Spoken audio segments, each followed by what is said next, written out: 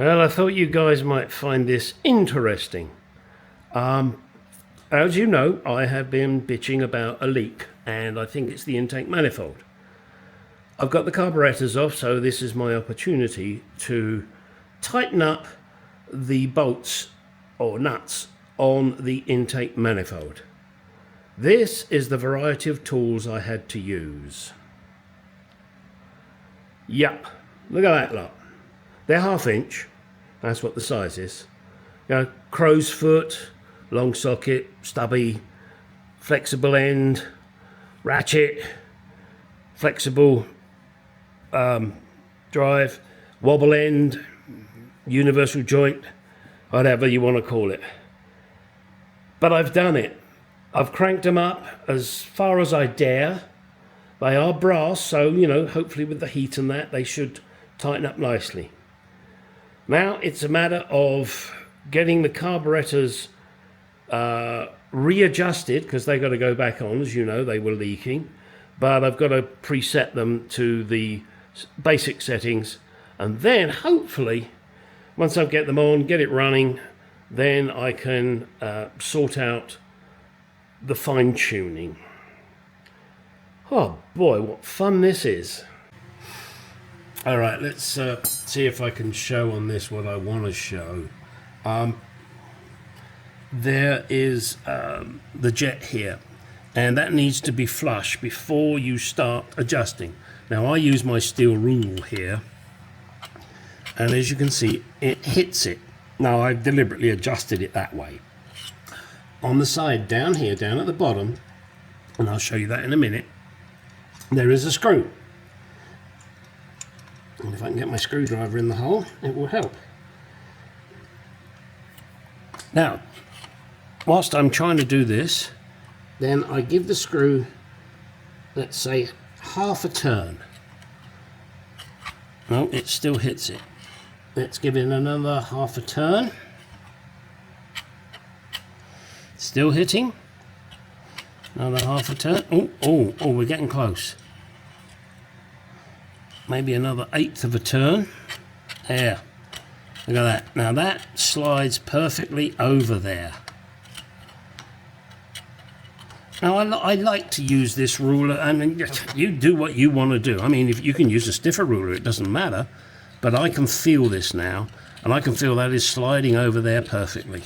So that is now set, ready for me to make the adjustment. And on that particular one, the adjustment is, and now what you do is you screw the jet mixture 3.5 turns. 1/2 1, 1/2 2, 1/2 3. Whoops, I'm off and out. 1/2. And now you can see that the jet is down. Let me show you the mixture screw that you're adjusting. Oops, hang on a second. Whoop. It is this screw down here. The next one we need to do is this, which is the air screw.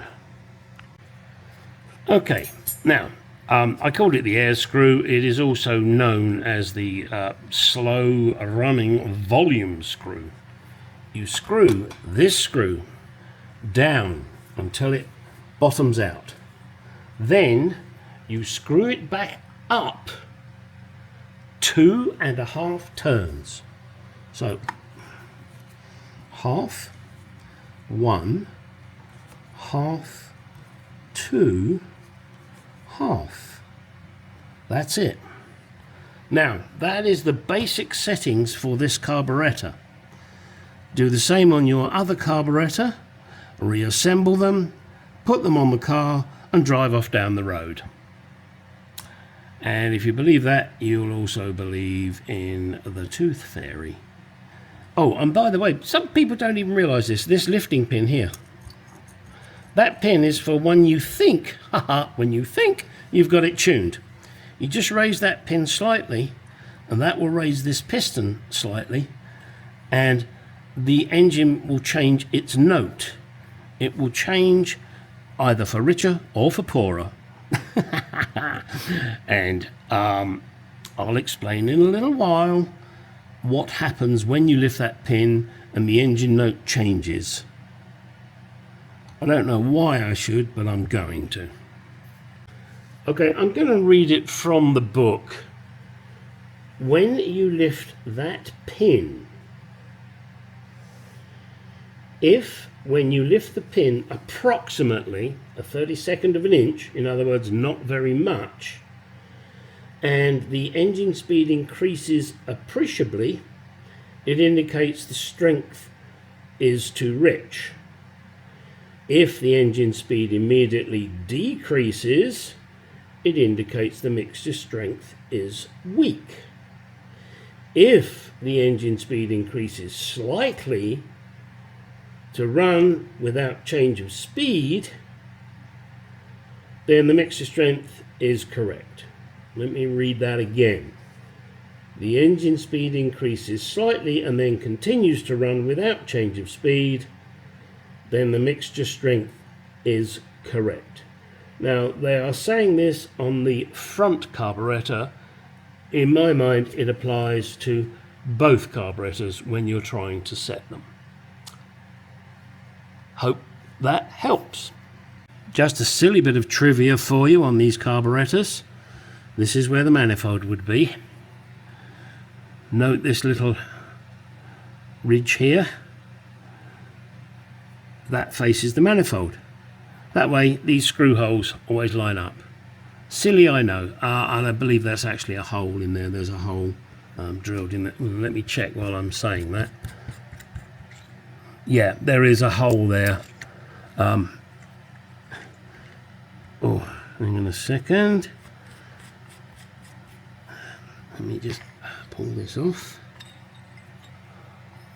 And that goes through to that little vent hole in there, if you can see it. There, that little vent hole down there, that's where it goes to. I guess that's to make it easy for the piston to go... Whoa! Oh, my camera's falling over. For the piston to go up and... What the hell is this? I got a drunken camera here. Sorry about that. It's me that's meant to be drunk, not the fucking camera. Right, there you go. Enough.